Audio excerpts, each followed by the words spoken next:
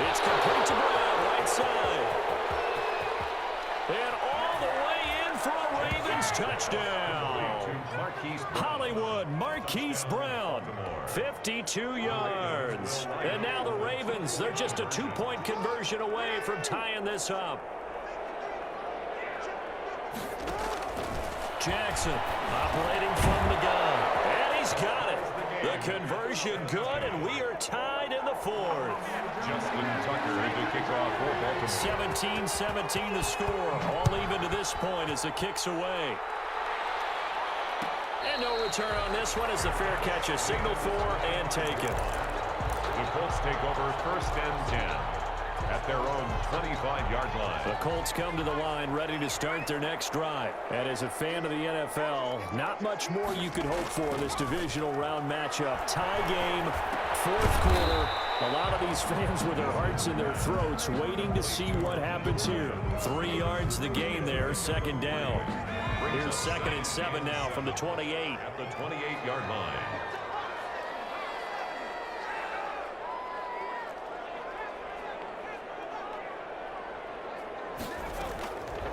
From the gun, Eason.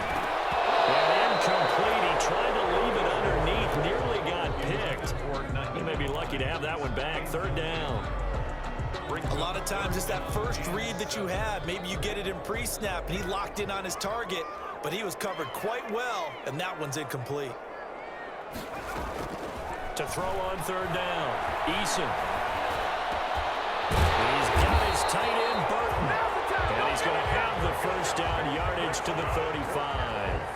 His first reception of the divisional round matchup, but it's good for a 1st down as well. Ball up to the 35 now as they come up on 1st and 10. Eason sets to throw it. They'll try and set up the screen to Hines. A good rally to the football keeps him to only a yard, and it's 2nd down. In order for a screen pass to break big, a lot of things have to come together and be well executed, but all it takes is one small thing to go wrong and keep it from being a big game. They only got a yard out of that last completion, and that makes this 2nd and 9.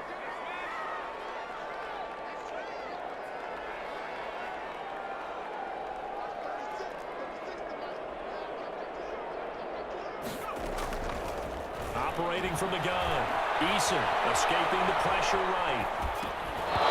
And that'll be incomplete. Took a pretty good shot as he tried to pull that one in. Couldn't hang on. 3rd down. Appeared to me he was just trying to find an open receiver and got forced out to his right. Had to come off of a guy downfield, try and hit his back. Unable to connect. Should have been an easier throw moving to his right, though. Yeah, much easier, obviously, for a right-handed quarterback. If he was going to his left, a little bit tougher. Exactly. On 3rd down, Eason. And this is going to be intercepted. Picked off here by Jimmy Smith. And they'll start with great field position at the 41-yard line. 41-yard line.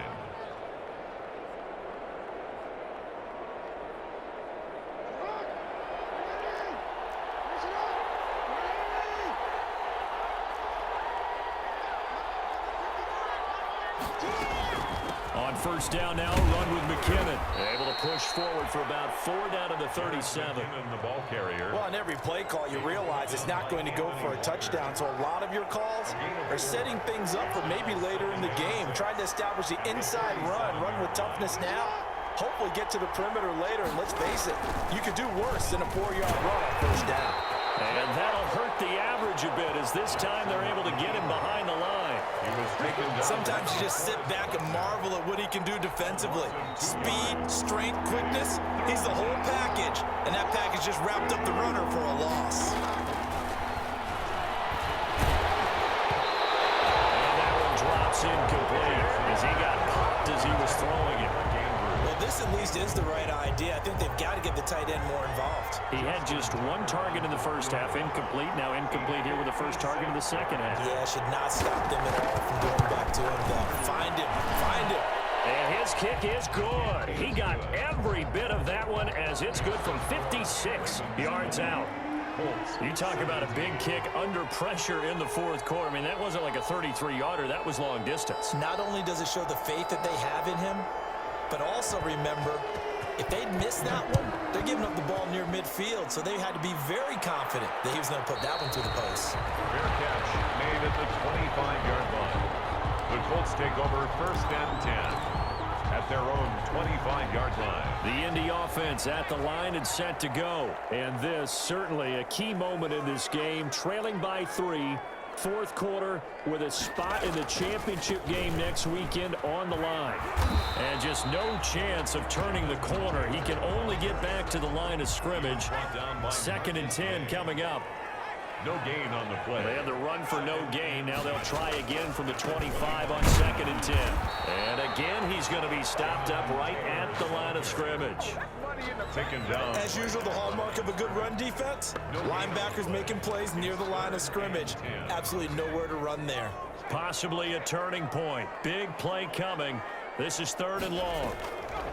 Now Eason.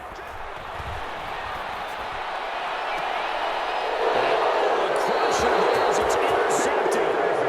Picked up by Marlon Humphrey. He's had a fantastic rookie season, made a lot of lovely throws, but that wasn't one of them. Well, we got to give him one, don't we? I mean, with the year he's having, a lot easier for he and his teammates to accept that throw because for the most part, what they've seen, it's been pretty sensational. And somehow he's going to get a yard out of this as he fought through that first contact. It's second down. Brings up second and 9.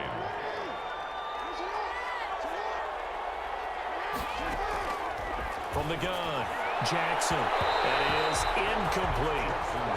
Quarterbacks work all the time on manipulating the defense with their eyes and their head movement. In this case, he just stared the receiver down. That allowed for excellent coverage, able to knock that one away.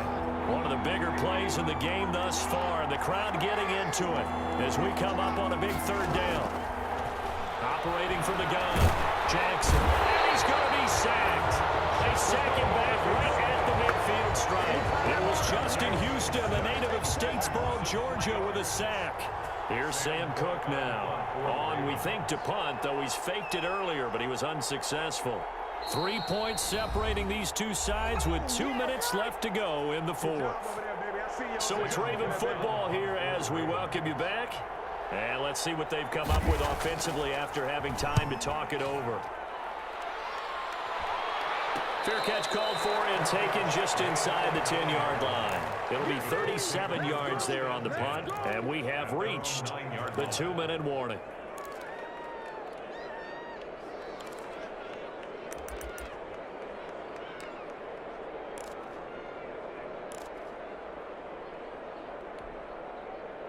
The Colts come to the line ready to start their next drive. They are looking to make a bit of a 180. They are sputtering right now. And frankly, I think it's time to call your playmakers together and say, all right, guys, we're going to lean on you through this patch. We need you to get us back on track and get us going in the right direction. So you're calling plays geared to them. Not necessarily to look at your plays, oh, this hurts the defense. I want the ball in the hands of X, Y, and Z and see if we can move forward. So don't get too cute. Go to the playmakers.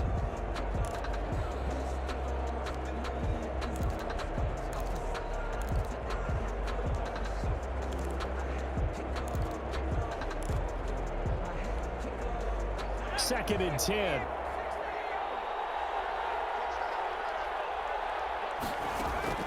Back to throw. Campbell making the catch. And this will go as a gain of 7 as he gets it to the 30-yard line. The second down completion got him 7. Now here's third and 3. And he's got the first before he's brought down at the 39-yard line. Partner, they're clearly saving those timeouts, but they still have to work with some urgency to put themselves in the right position. So from the 39 now, they'll come up on a first and 10. Looking outside, he's got a man. It's Hines. And he'll take this to the other side of midfield before going out of bounds. Indianapolis moving the chains there on a gain of 12.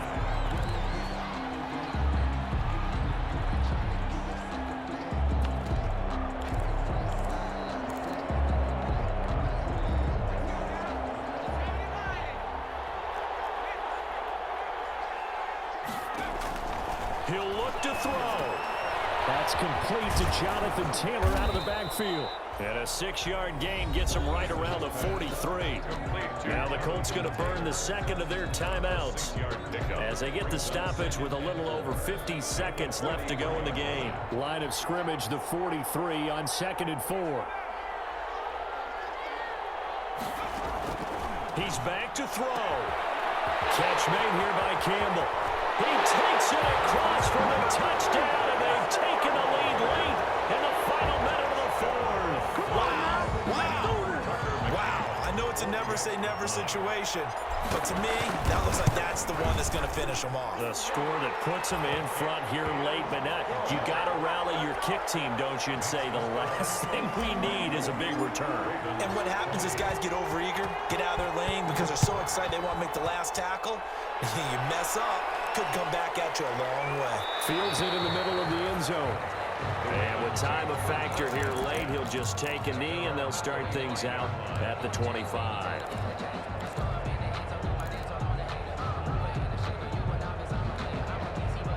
The Raven offense set at the line for this next drive. They're down here in a one-score game.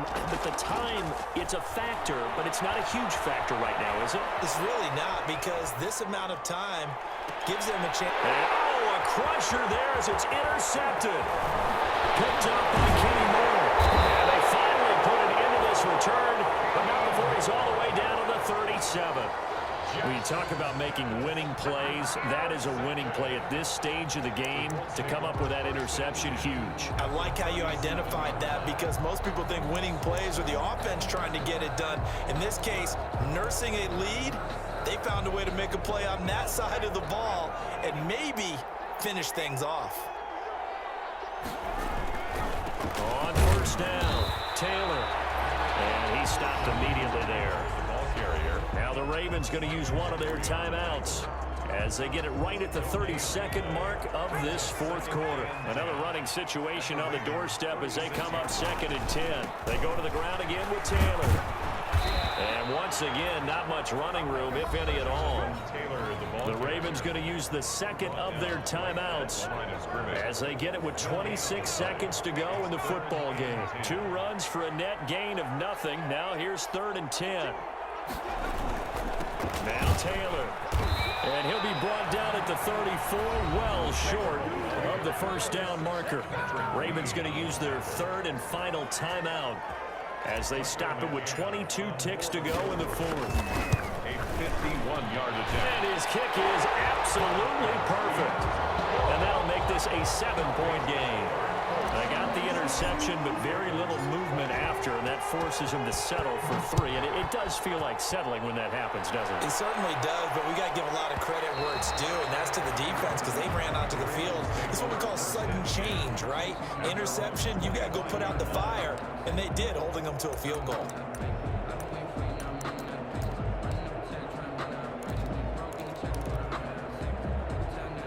The Raven offense set at the line for this next drive. Critical condition here, obviously. Got to hope to get something quick right and then maybe take that shot deep. And once they do take the big shot, you got to worry on defense. Of course, no one getting behind the defense and make it an easy throw.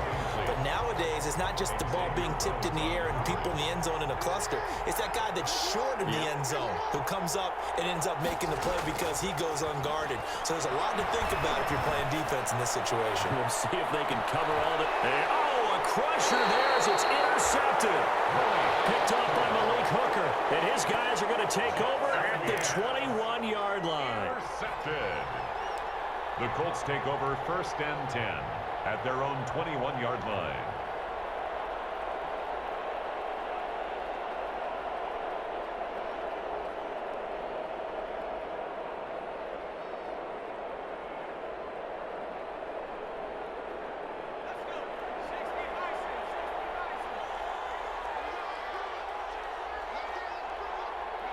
They go to a knee here, and with that, it's on to the AFC title game.